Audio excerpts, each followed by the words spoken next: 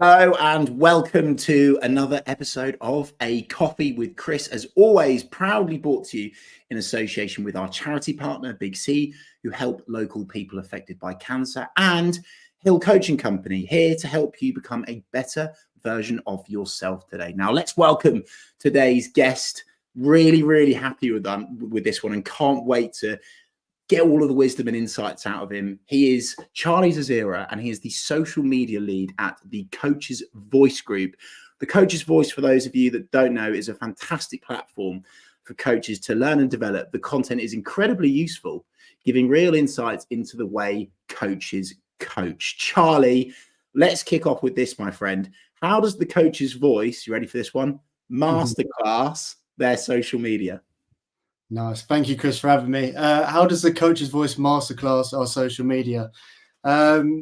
Consistency. That's probably a word that you hear regularly, but I think that's one of the key themes that I've learned ever since starting social media like 10 years ago. Got to be consistent on all channels, making sure if you've got that audience there that you're serving them. And I think one thing that Coach's Voice has really taught me is kind of the quality element of it. The quality of the content we're putting out when we're going on shoots, having a really great crew working with you who know what they're doing, the editing team is spot on, and making sure that the coach is really happy with whatever content we're producing and it's of like an amazing standard. How do you get, Charlie, because you are right, everyone says consistency, right? So when it comes to your role at the Coach's Voice, what do you do in terms of on the strategy front to ensure that consistency, that quality control is always there? Because you see it on social media with various channels, various businesses, various campaigns, various accounts, where you can tell that they've smashed something, but then the next thing is really poor and you kind of live or die based upon your last piece of content. So how do you ensure that the quality and consistency is always there, Charlie? Yeah, I think planning is a big thing because we would never roll out a new content strand like off the back of one conversation. So I think that planning, that content ideation, sitting with people, talking about how we're going to market a video or what the copy would be like and understanding who the audience is for. I think that's really important. And then once you've had that conversation and you've really ironed out what that content looks like, it then literally goes into some sort of plan and then a subbing process. And I think one of the biggest challenges I find is working with teams or a big team, and you want to have one voice when you're creating social copy. And sometimes you can be working with 10 different people. So that kind of subbing process, making sure you've got in the strategy, your tone of voice, your point of view, so everyone's really clear on the look and feel and how you want to come across as a company. Love that, Charlie. There's a lesson to be learned here straight away, right? And I'm so happy that you've said this unashamedly. One voice. And I'd read a report the other day, or I'd seen a post on LinkedIn that Nike, is in the Nike, had only 3 people accountable for their entire global social media strategy. And I thought, blooming heck. And, I've had experience with, some small businesses where there's like 5 people involved in the sign off of social content. I'm like, guys, this isn't good. So I'm really pleased you said that, Charlie. And the other thing I'm pleased you've said is content ideation. And I was going to actually ask you this at the end of the conversation, but come on, let's have it now, Charlie. I don't think businesses actually, first of all, understand what content ideation actually is. I don't think they know the importance of it. And I'd really like to get your take on the time that should be spent on this prior to doing all of the nice fluffy social media delivery stuff. Yeah, for me, it's my favorite part of the job. That opportunity to be creative, to create a new idea that people haven't seen, bring something to the business and present it and do something new and fresh. In terms of the process, we're quite thorough. And like I said, because we work in football, I kind of bookmark seasons. So at the end of each season, we'll review what we've done previously, have a look at what content worked really well, what content didn't work, what should we scale up, what should we perhaps pull, or how can we improve different bits and activate different content and work with different people. But yeah, for me, it's getting around the key people within the business or the content team, talking about what our goals are. I think that's really important. It's something that people don't do, is understanding what the objective one of kind of social media is, but then what the actual specific drilling down to what the content looks like. Who's that content for? When are they going to listen, read, watch it? How do they consume it on mobile, etc. So, and then it's once you've kind of understood the objectives and what that content, who it's for, that's the fun bit of coming forward with the ideas, what talent you'd want to work with, and that's the stuff that I really, really enjoy. Can you give me even more detail on that, Charlie? Because I think there might be some people, well, there will be people watching, listening to this back going, oh, I bet that's a real fluffy meeting, isn't it? Where, you see like the classic, there's like stickers on the wall and like over here, there's someone kind of over here, with things everywhere. But what does that actually look like, Charlie? Like what are how do you break down one of those meetings? I know that you've already spoken about the key areas there, but is content ideation just a kind of a fluffy, nice to have thing, or is it something that's absolutely critical? Yeah, for me, it's critical in terms of keeping fresh, being innovative, moving forward. Because if you keep stale, you're going to, especially with social media, things change, I feel like daily, as you probably well know as well. So for me, that meeting, what it looks like, there's no kind of bean bags or milkshakes, but I see it as, firstly, speak to the team before and make sure that people are coming armed with ideas. There's nothing worse than kind of one person just saying ideas. You want to get ideas from everyone because you never know what you're going to stumble across. Making sure you have clear minutes within the meeting in terms of what the agenda points, what the objectives are, like I said, and then just going through kind of every idea, making sure you're really precise, not going on a tangent. And that's happened to many of my meetings I've been in before, but really being structured, making sure you kind of get maybe your top 3 ideas, understanding what's realistic and what's not. You can have the best ideas in the world, but if you've got no budget, and there's no point. And that's what really drives your kind of creativity when, especially if you have got limited budget, how are you going to make this amazing piece of engaging content? So yeah, making sure, get your free ideas. You might need sign off from a budgets team or someone higher up. And then once you've got sign off, just making sure you're delivering it as best as you can, working with the best people. And then after that, the what I call the activation, how you're going to get it to the right audience and a bigger audience. Amazing. I think that's so valuable to hear, Charlie, because many businesses don't know how to really kind of like milk social media and how to actually do social media. And when I say do, I mean actually do it. So they can do the lovely fluffy stuff, but then they don't actually make things happen. And so I think it's great to get that insight from you of how it works behind the scenes at the Coach's Voice. And Charlie, the other thing I was going to ask you is about your actual role, because another thing that really does my head in, and I'm sure it does your head in too, is there's a real misconception around what a social media lead, a social media manager, a social director, a head of social actually does. So could you share, Charlie, what does your role look like I know it's going to change, of course, depending on campaigns and collaborations, etc., which we're going to go into in a minute. But what does your day-to-day look like, your week look like, your month look like, maybe even your year? Like, what are the kind of the key parts of your roles and responsibilities, Charlie? Yeah, I mean, my role has slightly changed since when I first joined. I used to be social media for just the Coach's Voice. And us as a business, we've branched out, bought different businesses. We've got a tour company. We've got an education school, football education school in Spain, who we bought. So I was just singly looking at the Coach's Voice, and my main objectives were to grow the channels and make as much revenue from the Coach's Voice channels. But now I've kind of expanded and I'm looking after the group. So I feel like I'm looking after about 100 different channels. But yeah, it's all quite clear, kind of the objectives for each of those different companies, working with a small team for each. And like we spoke about earlier, that's been kind of a challenge in terms of creating one group strategy so that we've got one voice and anyone can drop into any of those different companies. And in terms of what a day looks like for me, normally I start and set up what the daily plans are. We try to be quite dynamic and reactive. There's no point us doing a week's long plan and then the Man United manager gets sacked and all of that content's kind of redundant. So we do plans day by day. So I'll kind of manage what that social plan looks like for all of the channels. And then I'll work with the execs in terms of just overseeing all of the content, making sure it's all in line with our tone of voice, etc. And then I'll have various different meetings when it comes to reviewing the previous week. I think that's an important part of my role.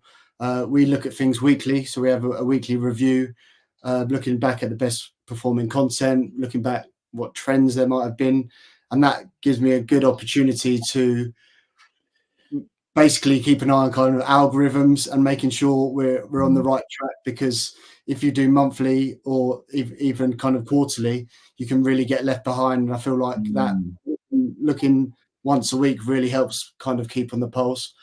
So I've a lot of meetings, reviewing, planning meetings. Like I just said, we do weekly planning meetings as well. What content can we create for the weekend's football?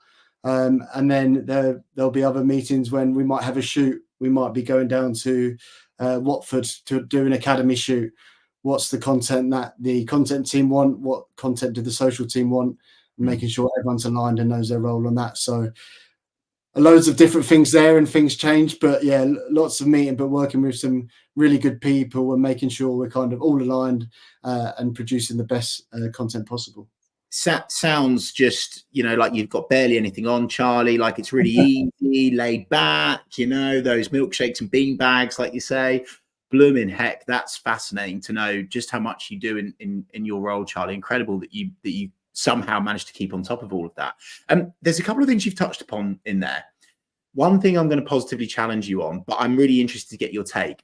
And then I'm going to ask you another question off the back of that. So what is your take on paralysis by analysis? Because what you guys have to do well is that reactive piece, as well as that kind of proactive, pre-planning, etc., etc. So, because I think something that I struggle with is so many people overthink social. So many people are, judging everything when there is literally hundreds of thousands of variables on one platform, never mind, all of the other platforms. So how do you get around paralysis by analysis, and how does the coach's voice balance proactive content with reactive content? Because literally, as we're broadcasting now, the big breaking news is United's manager's been sacked and Ruud van Nistelrooy is in, and of course he is the man on the coach's voice website at the moment. Big key piece of content for you. So, what's your take on all of that, Charlie? Yeah, I forgot to mention in my daily role, if any reactive content comes up in the night, for example, this weekend when Barcelona beat Real Madrid, I flicked over from Strictly and jumped on a laptop and made sure we did some reactive content. So when you work in football, it's definitely not a 9 to 5, that's for sure. And in terms of your question and the proactive and reactive side of it, in my mind, I feel it's really important to have kind of a baseline of content to hit that consistency. And that's what I like to say, kind of your proactive content. That's going to help you hit your objectives. That's going to help you make sure you're promoting whatever we need to do to get as much revenue into the business through social, or highlighting any B2B activations, etc. And then the reactive content, which I feel is what can make a real impact, and that can make a real difference. And we do a lot of planning for that. So for an FA Cup final, we'll prepare content for if one team wins or another team wins. So there's a lot of content on the floor, as they say. And I think that's really important, because hitting that key time on social media, when there's the most noise, that's what can have the biggest impact. And then, like yesterday's example was key. We're lucky enough that we spoke to Ruud van Nistelrooy in the summer. So we done a masterclass with him. We've had that's gone out, and basically coaches come to us and say, help me get a job, build me something to showcase me in the best sense. So we would do that while he was looking for work. I'm not saying we got him the Man United assistant job, but he might have used it in his interview. And then yesterday was a perfect example where we've got all that content ready to go, social clips ready. Let's just tweak the copy to make it a bit relevant and a bit timely.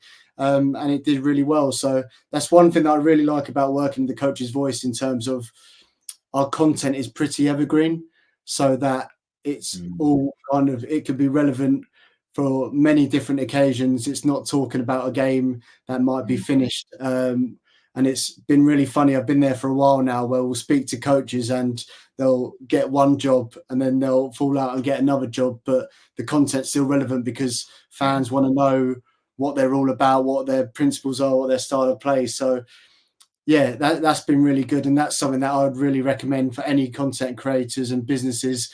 What can you make that's evergreen, that's not timely, that you're not going to spend a lot of time on, and then it's going to be redundant within a day? You want to create something that you can go back to and it's going to last for a while. I love that, Charlie. And the other side, I'm a huge advocate of evergreen content, of being consistent. I love the fact that you've used that word baseline. I think that's fantastic. And then that kind of feeds into my point of the question, which is, I think sometimes you can overthink it, you can overanalyze social, and there'll be some pieces of content that just kind of keep you going, keep you at the forefront of people's minds, and that's okay. The other side of the coin there that you have mentioned, which you guys smash and other accounts smash, is essentially when you trend jack and you jump on something that's at the forefront of people's minds in that moment, in that hour, potentially in that minute in the world of football. And I was speaking to a colleague at the BBC the other day around timely content, and we were talking about actually sometimes it's more important to get something out fast and be timely over taking longer and making sure the quality is absolutely off the charts, right? So I think that's something that businesses should, again, try to think about, the difference between, proactive, reactive, timely, quality. It's a constant dance. Charlie, some really interesting stuff there. Thank you so much for explaining that. Go on. Let me into kind of what your favorite piece of content is with the Coach's Voice, because you have the opportunity to work with some really high profile football coaches. And also, Charlie, I'd like to know how you get the most out of that. We often work in partnership with businesses around influencers and big content collaborations and stuff. And it's something that I'm always trying to hammer home to people is, how can you really milk that opportunity and get the most out of that guest? So please fire away on that. Yeah, it's a bit more tricky in my experiences with football managers and coaches, or like as you well know, if you're ever working with football players and clubs. But yeah, we do have the opportunity now to work with some amazing coaches. We did a really nice piece with the former Dortmund manager who took them to the Champions League final. That was one of the most fascinating and detailed masterclasses I've ever sat and watched. But in terms of kind of how to get the most out of it, I think one thing that we're really what we really value is just gaining their trust. And I think working with talent, that's really important.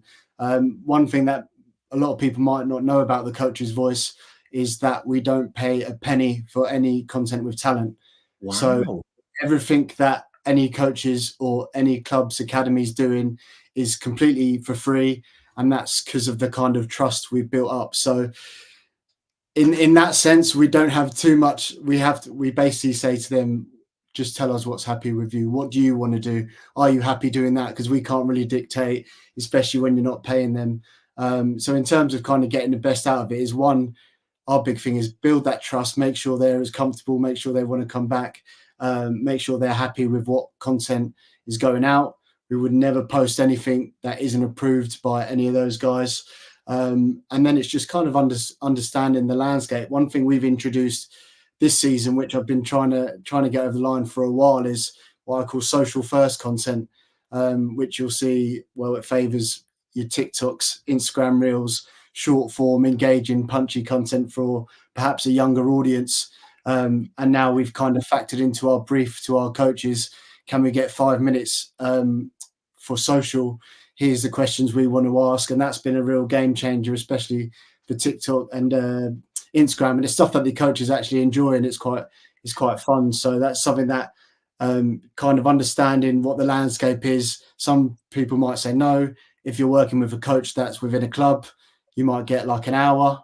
Sometimes if you're working with a coach who's not in a club and really open, they might sit there for 3 hours, and then the editing team will have a big job to try and get that down. So yeah, it's making sure they're comfortable and you know exactly what you're doing when you get in and what the priority is. And then after that, it's kind of our job to optimize all of the content. How does that look differently on different channels? What's going to do best on Facebook if it's a bit longer? TikTok a bit shorter? How do you the fine details to give you that edge on each channel? So there's so many variations in it. And when you say, "Oh, I work in social media," my parents go, "Oh, yeah, that must be easy." But I go, "Yeah, try doing a TikTok. That will probably take what 10, 15 minutes to just get the caption on and stuff like that." So there's a lot of nuance. There's a lot of finer detail.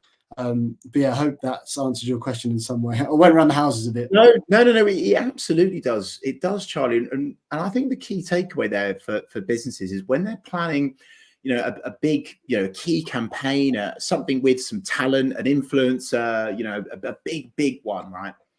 Have that social media first mindset. And I think we're getting there, but still there's some education that needs to be done, Charlie, right? So you've said there, right, you're thinking about when you ask the questions, when you plan the content, you're thinking about TikTok, you're thinking about Facebook, rather than we are just going to have an hour-long conversation and try and just get out of it what we can and almost semi-botch it. Like, you're thinking social first. And I think that's absolutely what you should do. And the other thing I would add on top of that is you ask questions. It's like start with the end in mind, is that classic saying. And this, I'll be honest with you, I robbed this from Stephen Bartlett, which I think is brilliant, is he's already thinking about what will be the most engaging content before he even asks the question, right? So he's planting that in, knowing that when he asks that question, he's going to probably mention Real Madrid, then I'm going to break into Real Madrid's network, etc., etc. So this is what businesses should think about. How can we really get the most out of this? So it's not just that hour-long conversation.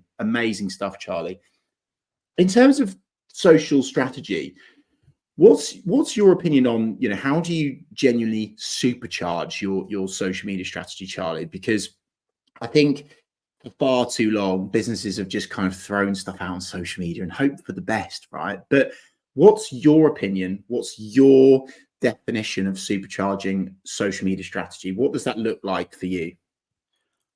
I would say collaboration and innovation. That sounds like a bit rhyming that I've planned that. But in terms of collaboration, how are you going to get the most out of your content in terms of if you're working with a coach or a club, can you have that conversation? Would you guys be happy to share it on your channels? That's going to give you a whole new different audience. I think the one thing that I love about social is if you get it right, it costs you little to nothing to make a really big impact and drive revenue or hit whatever targets you've got. Of course, you can spend thousands on paid media, but if your content's good enough, you can have a bigger impact for free. And I think collaboration is a really important part of that. So having to think about, if you've got an amazing piece of content for a business, is there anyone I want to work with who's got an audience that might want to see that, whether it's just a sharing collaboration. I think that's really important. And in terms of kind of innovation, what's going to get you, what can you tap into first that people aren't doing that's going to give you that step up? One thing that I did on the Coach's Voice for when it first started, I don't know if when COVID hit, we had kind of the new format with interactive audio. I think it was Clubhouse at first, and then now we've got Twitter Spaces. And that's something that COVID that I enjoyed, interacting with loads of different people about loads of different subjects. And when I went into Coach's Voice, we started a series called CV Spaces, where we done like a weekly show where we got coaches on, and we got kind of big influencers as well, depending on if we're talking about Manchester United or Liverpool or people who are into tactics. And again, the fact that we did that quite early really gave us something new that no one else was doing. And it was a great different space where we could promote our kind of commercial content. And so just being kind of making sure you understand what's out there, what new technologies come in, what new algorithms changes, what new formats are dropping. And if there's something that fits in line with your strategy, your brand, and something that you can maximize, if you can get there first, I definitely recommend do it because you'll reap the rewards. So much in that, Charlie. Thank you.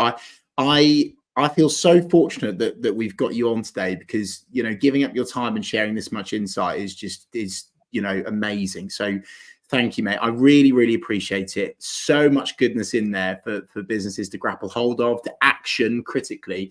And Charlie, before I let you go, where can people connect with you? Where can they find you? How can they learn more? Yeah, everywhere really. I'm on LinkedIn. Just Charlie Zazzera. There won't be too many Zazzeras knocking about, so it should be easy to find.